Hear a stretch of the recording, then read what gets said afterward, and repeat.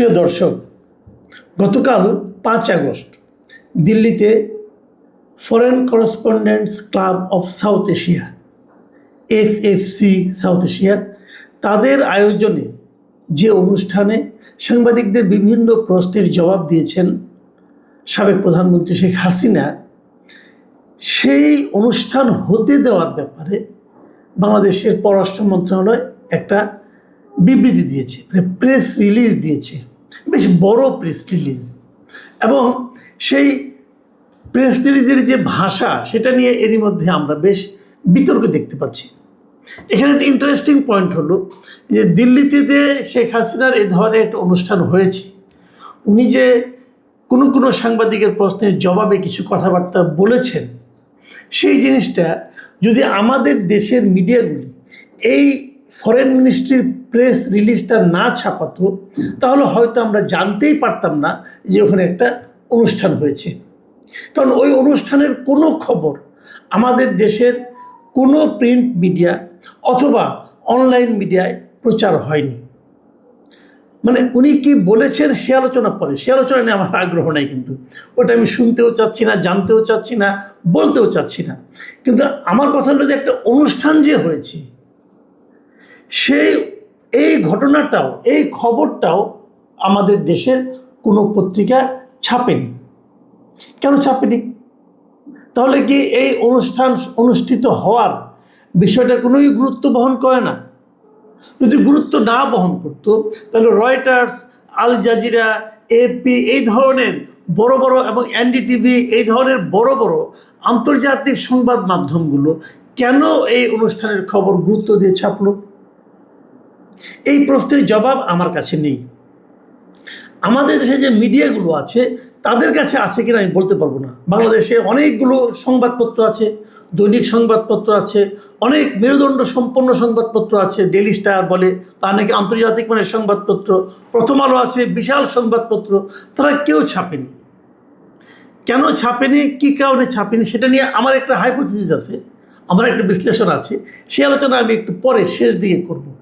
তার আগে বরং আমরা একটু জানতে চাইব যে পররাষ্ট্র মন্ত্রণালয় গতকালকে যে তীব্র প্রতিবাদ জানিয়েছে এই ঘটনার, মানে ঘটনার কোনটা, ওখানে এ ধরনের একটা অনুষ্ঠান হতে দেওয়া, এই ঘটনার তারা যে তীব্র প্রতিবাদ জানিয়েছে, সেই প্রতিবাদের যে ভাষা সেটা নিয়ে আবার দেখলাম যে আমাদের বেশ কিছুজন কূটনৈতিক সাংবাদিক, মানে কূটনৈতিক রিপোর্টার যারা ছিলেন, একসময় এই বিটে কাজ করতেন তারা, এবং বেশ কিছু অবসরপ্রাপ্ত কূটনীতিক, তারাও কিছু কিছু মন্তব্য করেছেন। বলা বাহুল্য এই মন্তব্যগুলো খুব পজিটিভ না। আপনারা যদি নিজেরাও সেই প্রেস লিস্টটা পড়েন, আমি এখানে দিয়ে দিচ্ছি, আপনারা দেখতে পারবেন। যদি সেই প্রেস লিস্টটা, বড় প্রেস লিস্টটা পড়েন, পাবেন আপনি পররাষ্ট্র মন্ত্রণালয়ের ওয়েবসাইটে গেলেও পাবেন। সে এবং ইন্টারেস্টিং আরেকটা দিক হলো, পররাষ্ট্রমন্ত্রীর ওয়েবসাইটে যে দেখা গেছে এই বিবৃতিটা, মানে এই প্রেস রিলিজটা আমি যখন দেখেছি তখন পর্যন্ত 7 বার এডিট করা হয়েছে। এরপরে নাকি শুনলাম যে আরও 2-1 বার এডিট করা হয়েছে। আর একবার দিয়েছে, পরে ভেবেছে একটু চেঞ্জ করতে হবে, আবার এডিট করে আবার দিয়েছে, এরকমভাবে তারা একাধিকবার চেঞ্জ করেছে। আমি সর্বশেষ যেটা পেয়েছি সেটারও যে ভাষা, আমার কাছে এই ভাষাগুলি কূটনীতি সুলভ ভাষা বলে মনে হয়নি। এ ব্যাপারে একসময় আপনাদের খুব পরিচিত একজন মানে সাংবাদিকের কথা বলি, মিস্টার আনিস আলমগীর, উনি ওনার ফেসবুক পেজে এই পোস্ট নিয়ে, মানে এই নিয়ে, সংবাদ বিবৃতি নিয়ে, মানে প্রেস রিলিজ নিয়ে একটা পোস্ট দিয়েছেন, বেশ বড় পোস্ট। আমি পুরোটা পড়বো না, আমি ওখান থেকে কয়েকটা জায়গা আপনাদেরকে একটু বলতে চাই উনি কী লিখেছেন। উনি এক জায়গায় লিখেছেন যে আমরা প্রায় ভুলে যাই যে একটি দেশের পররাষ্ট্র মন্ত্রণালয় যখন আন্তর্জাতিক সম্প্রদায়ের উদ্দেশ্যে বা প্রতিবেশী দেশের সাথে যোগাযোগের জন্য অফিসিয়াল স্টেটমেন্ট দেয়, তখন সেটির ভাষা হওয়া উচিত অত্যন্ত পরিপক্ক, আইনি ভিত্তিপ্রসূত ও প্রাতিষ্ঠানিক। অথচ এই বিজ্ঞপ্তিতে যে ধরনের শব্দ চয়ন করা হয়েছে, বেশ কয়েকটা শব্দের উল্লেখ করেছেন, তা কূটনৈতিক প্রোটোকল বা ডিপ্লোম্যাটিক ল্যাঙ্গুয়েজের মানের সাথে একেবারেই বেমানান। এটি কোনো রাষ্ট্রীয় দলিলের চেয়ে রাজপথের রাজনৈতিক বক্তৃতার মতো বেশি শোনায়। দেখুন, আমি এটা পড়ছি এই কারণে যে আমি কিন্তু ওই বিবৃতিটা দেখেছি এবং ওই বিবৃতি দেখে আমার মনে কিছু প্রশ্ন এসেছে, বাট আমার কাছে মনে হয়েছে যে আনিস আলমগীরের কথাগুলি অত্যন্ত গোছানো। এই গোছানো বলে আমি আপনাদেরকে এগুলো শেয়ার করলাম। এখন তিনি আবার আরেকটা কথা বলেছেন, সেই কথাটা হলো গিয়ে এইটা যে স্বভাবতই প্রশ্ন ওঠে পররাষ্ট্র মন্ত্রণালয়ের কাজ কি কোনো পলিটিক্যাল প্রেস ক্লাবের মতো বিবৃতি দেওয়া, নাকি আন্তর্জাতিক অঙ্গনে ঠান্ডা মাথায় পেশাদারিত্বের সঙ্গে দেশের স্বার্থ রক্ষা করা। দেখুন, এই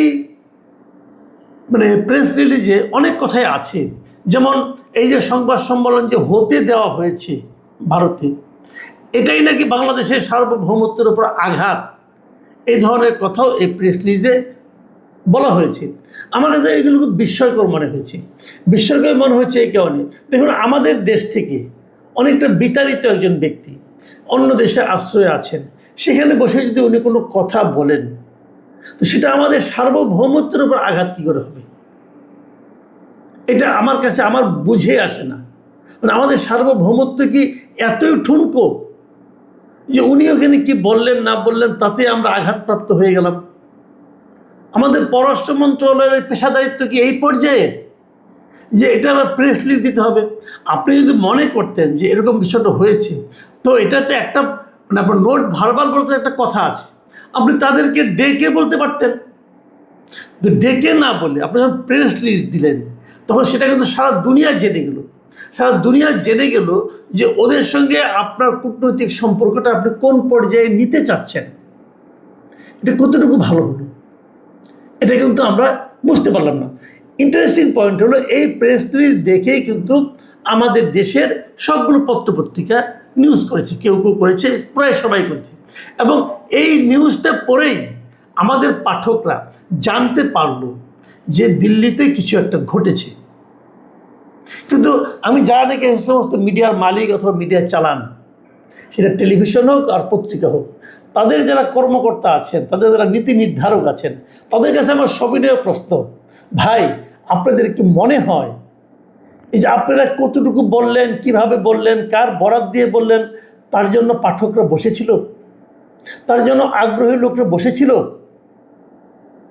এর মধ্যে আমি দেখলাম কিছু আওয়ামী ভক্তের কিছু ভিডিও দেখলাম, তারা বলল যে এই শেখ হাসিনা ওখানে কী বলেছেন, প্রশ্ন উত্তরে কী বলেছেন এবং নিজে কী বলেছেন, এই খণ্ড খণ্ড ভিডিওগুলো ওনারা যুক্ত করে দেখিয়েছেন যে প্রায় 44 কোটি লোক ওনারা এই বক্তব্য শুনেছি সারা দুনিয়াতে। সত্য মিথ্যা আমি বলতে পারবো না, তবে একটা বড় লোক, বেশি সংখ্যক লোক শুনেছেন এতে আমার কোনো সন্দেহ নাই। আমাদের দেশেও অনেক লোক যেটা শুনেছেন তাতেও আমার কোনো সন্দেহ নাই। তো সবাই জেনেছেন, শুনেছেন, বুঝেছেন, আপনার জন্য কেউ অপেক্ষা করেন নাই, এবং আপনারা এই ঘটনার খবর না চেপে আপনাদের যে গ্রহণযোগ্যতা সাধারণ মানুষের কাছে সেটা আপনারা আরও খুইয়েছেন। এখন আপনাদের মতো মিডিয়ার উপর কেউ তো নির্ভর করবে না, আর আগে যতটুকু যা করতো এখন তাও করবে না। কেন আপনারা এই ঘটনার খবরটা আপনারা বলতে পারতেন যে উনি এখানে প্রেস কনফারেন্সে অংশ নিয়েছেন, সাংবাদিকদের পাশে জবাব দিয়েছেন, হয়ে গেল। কি বলেছেন সেটা না বললেন, কারণ আপনারা তো আপনাদের একটা ধমক দেওয়া হয়েছে। আমি দেখেছি আগের দিনটা একটা জাহিদুর রহমান আবার সরকারের তথ্য বিষয়ক যে উপদেষ্টা আছেন, উনি ধমক দিয়েছেন যেটা করলে উনি কি করবেন না করবেন, অনেক কিছু বলেছেন। উনি কি বলেছেন সেটা আমরা আরেকবার বরং আপনাদের সঙ্গে একটু শেয়ার করি। তিনি মঙ্গলবার দিন সচিবালয়ে একটা সাংবাদিকদের বিভিন্ন সংবাদ সম্মেলন উনি বলেছেন যে কথা, আমি হুবহু বলি। উনি বলেছেন যে এই ব্যাপারে সরকার আগের থেকে অনেক নির্দেশনা ছিল সতর্কতামূলক, তারপরেও কেউ কেউ এর আগে খবর প্রচার করেছে। এবার বলছেন যদি কেউ আগাম প্রচার করে যে শেখ হাসিনা বক্তব্য দেবেন এবং সেটি প্রকাশ বা সম্প্রচার করে, তবে সেটি আদালতের আদেশ অমান্য করার শামিল হবে। দুটো পয়েন্ট এখানে। এক নম্বর হলো যদি কেউ আগাম প্রচার করে যে অমুক দিন ওইখানে শেখ হাসিনা বক্তব্য দেবেন, এটা আদালতের আদেশ অমান্য করার শামিল হবে। আর দ্বিতীয় কথা হলো যদি সেটা সে প্রকাশ বা সম্প্রচার করে, সেটিও আদালতের আদেশ অমান্য করার শামিল হবে। উনি কিন্তু বলেছেন, তার মানে শেখ হাসিনা বক্তব্য দেবে এই কথাও বলা যাবে না। যদি ওই কথা আগাম বলা না যায়, শেখ হাসিনা বক্তব্য দিয়েছেন এটাও তাহলে প্রচার করা যাবে না। এবং ডক্টর জাহিদের এই ভয়ে আমাদের দেশের সমস্ত বাঘা বাঘা পত্রিকা, বাঘা বাঘা সম্পাদক তাদের কাপড় খারাপ করে ফেলেছেন, মানে ওজু ভেঙে গেছে সবার। কিন্তু প্রকৃত প্রস্তাবটা হলো, ওনারা কি একবার দেখবেন না যে আদালতের আদেশটা কি ছিল? আদালতের আদেশটা কি ছিল? দেখুন, আদালতের আদেশ নিয়ে কিন্তু ওই দিনই আপনারা নিশ্চয়ই খেয়াল করেছেন যে মানে আইসিটির মানে যে আদালত এই আদেশটা দিয়েছে, আইসিটি দিয়েছে, আন্তর্জাতিক অপরাধ ট্রাইব্যুনাল, সে আন্তর্জাতিক অপরাধ ট্রাইব্যুনালের যিনি চিফ প্রসিকিউটর, তিনি কি বলেছেন? তিনি বলেছেন যে কোর্টের অর্ডারে বলা হয়েছিল যে উনি যেন ওনার এমন কোনো বক্তব্য যে নাকি বিদ্বেষমূলক কথা, সেই বক্তব্য প্রচার করা যাবে না। মানে বিদ্বেষ নাই, বিদ্বেষমূলক কথা নয়, তা প্রচার করা যাবে। দেখুন, আমি সেই জায়গাটা আপনাদেরকে আরেকবার পড়ে শোনাই। তিনি বলেছেন কোর্টের অর্ডারে বলা ছিল উনি যেন বিদ্বেষমূলক কোনো কথা না বলেন, সেখানে তাকে কিন্তু বক্তব্য দিতে বারণ করা হয় নাই, শুধু বলা হয়েছে বিদ্বেষমূলক বক্তব্য। যদি উনি স্বাভাবিক কথাবার্তা বলেন, ওটার উপর তো কোনো নিষেধাজ্ঞা নেই। তাহলে জাহেদ সাহেব ওই ডায়লগ কীভাবে দেয়? উনি ওই হুমকি কিভাবে দেয়? উনি ওই ধমক কিভাবে দেয় যে উনি এখানে অনুষ্ঠান করছেন সেটাও প্রচার করা যাবে না? আর আমাদের এই সমস্ত মহাবীর সম্পাদক সাহেবরা কেন ওই ধমকে কাঁপাকাঁপি শুরু করে দিল? আমি বুঝি না। এই জাহেদ সাহেবরা সরকারকে কতটুকু জনপ্রিয় করতে চায় অথবা অজনপ্রিয় করতে চায়। আর আমি এটাও বুঝি না আমাদের সম্পাদকরা কতটা মূর্খতার চর্চা করে নিয়মিত। এই জিনিসটা আমার কাছে আমার বোধে আসে না। আমি একজন সম্পাদককে এর মাঝে ফোন করেছিলাম, জানতে চেয়েছিলাম, ভাই কেন আপনার ভয়টা পেলেন কোথায়? ওনার যে হুমকির কোনোরকম আইনগত ভিত্তি নেই, সেই হুমকিকে আপনি ভয় পেলেন কেন? উনি কি বললেন জানেন? উনি বললেন, যদি এটা আমরা ভয় না পেতাম অথবা যদি এই খবরটা আমরা ছাপতাম, যতটুকু আইনে কভার করে ততটুকুও ছাপতাম, তাহলে হয়তো আইনগতভাবে আমাদের কোনো সমস্যা হতো না। কিন্তু তথ্য মন্ত্রণালয়ের উপদেষ্টা হিসাবে আমাদের ওনাকে মানে কথা রাখা হলো না, এই জন্য আমাদের ক্ষতি হতে পারতো। আমি কি ক্ষতি হতো? ক্ষতি হতো এটা, আমরা আগামীতে ক্রোড়পত্র পেতাম না, সরকারি ক্রোড়পত্র পেতাম না, এটা আমাদের একটা বড় ইনকাম।